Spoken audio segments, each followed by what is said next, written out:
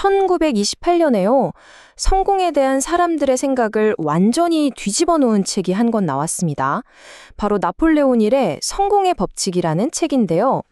오늘 우리가 함께 들여다볼 내용은 바로 이 책의 가장 핵심적이면서 또 가장 강력하다고 할 수 있는 아이디어, 바로 마스터마인드에 관한 이야기입니다. 여러분, 혹시 그런 생각 해보신 적 있으세요? 소위 말하는 성공한 사람들, 산업계 거물들만 아는 그런 비밀 공식 같은 게 정말 있을까 하는 그런 질문이요.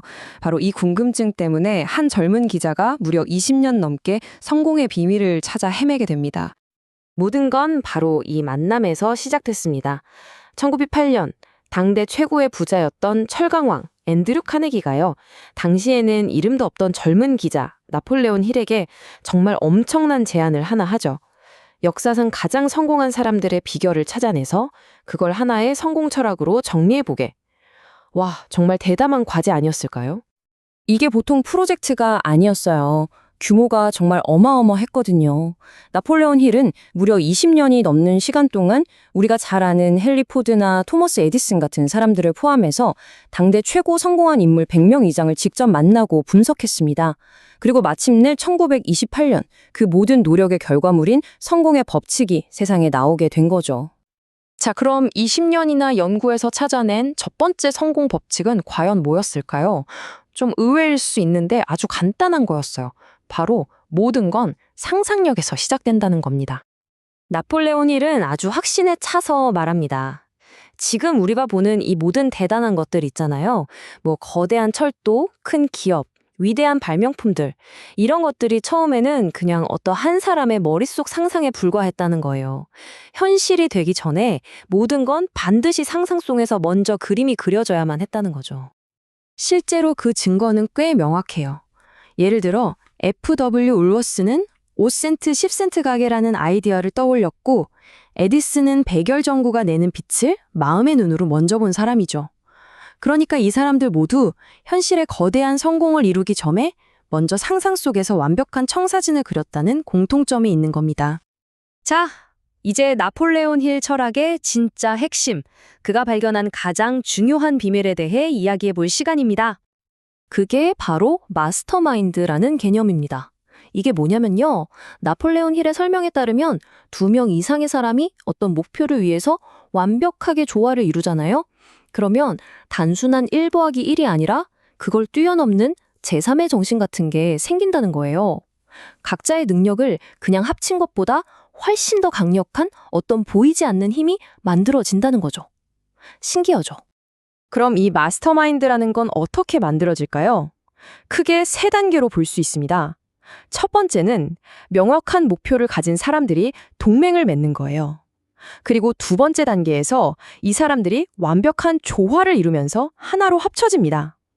마지막으로 마치 화학 반응이 일어나듯이 각각의 마음이 부딪히면서 시너지가 빵 터지고 이전에는 없던 강력한 제3의 정신이 만들어진다는 겁니다.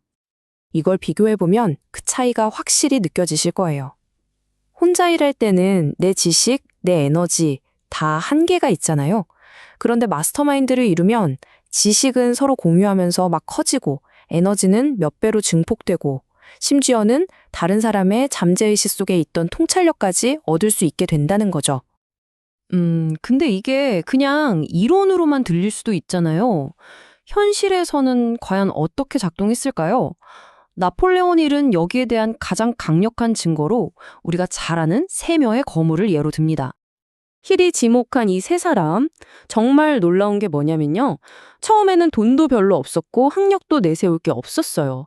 그런데 이들 사이에 형성된 그 보이지 않는 동맹이 혼자서는 절대 상상도 못했을 엄청난 부와 힘을 만들어냈다는 겁니다. 그 3사람이 누군지 궁금하시죠? 바로 자동차의 왕 헨리 포드, 발명가 토머스 에디슨, 그리고 타이어 거물 하비 파이어스톤입니다. 이 3사람은 아주 절친한 친구 사이였고 매년 함께 시간을 보내면서 휴식도 하고 명상도 했다고 해요. 바로 이 부분이 핵심이에요. 나폴레옹은 이렇게 본 거죠. 포드, 에디슨, 파이어스톤이 각자 천재라서 성공한 것도 맞지만 그 이전에 더 중요한 게 있었다는 거예요. 바로 그 세 사람의 마음이 조화롭게 합쳐져서 만들어낸 보이지 않는 힘, 그게 바로 이들의 성공을 만든 진짜 이유였다는 거죠. 자, 그럼 이런 과거의 이야기에서 우리가 지금 얻을 수 있는 교훈은 뭘까요? 이걸 어떻게 우리한테 적용해 볼 수 있을까요? 여기서 나폴레온 힐이 말하는 교육의 의미를 다시 생각해 볼 필요가 있어요. 힐은 교육이란 게 단순히 지식을 머릿속에 외워넣는 게 아니라고 봤습니다.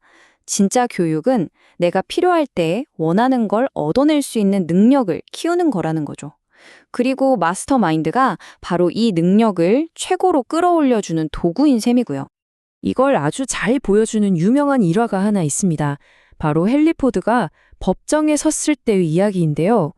법정에서 변호사들이 포드를 무식하다고 몰아붙이면서 온갖 자질구레한 질문을 퍼부었어요. 한참 듣고 있던 포드가 마침내 이렇게 받아쳤다고 하죠. 내 책상에는 전기 버튼이 줄지어 있소. 나는 그 버튼을 눌러서 당신이 묻는 질문에 정확히 답해줄 전문가를 부를 수 있단 말이오.